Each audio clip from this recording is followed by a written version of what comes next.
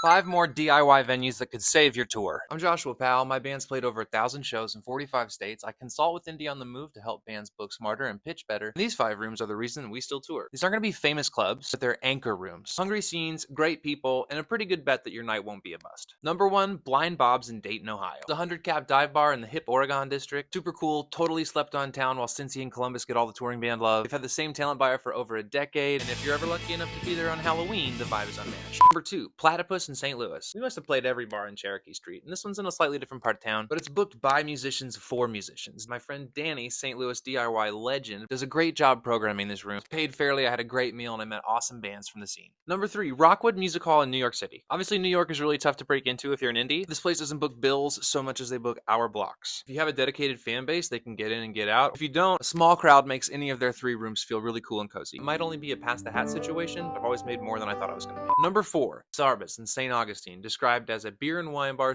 / gourmet grilled cheese cafe / event venue / art gallery. As a Florida kid, I always loved Augie, but I hear from a lot of people today that the whole town feels like one big Ripley's Believe It or Not. All I know is, not over at Sarbus. That's where the freaks hang out. Number 5, Allendale Green in South Carolina. A hippie compound an hour inland from Charleston. This is a venue in an old barn in the middle of the low country swamp. Eddie's run this magical gem in the backwoods for many moons. And when I talk about auxiliary markets that are off the beaten path where there are real people who care deeply about live original music, this is what I'm talking about. Those are some of my favorites. If yours isn't on the list, drop it in the comments and let's help each other tour smarter.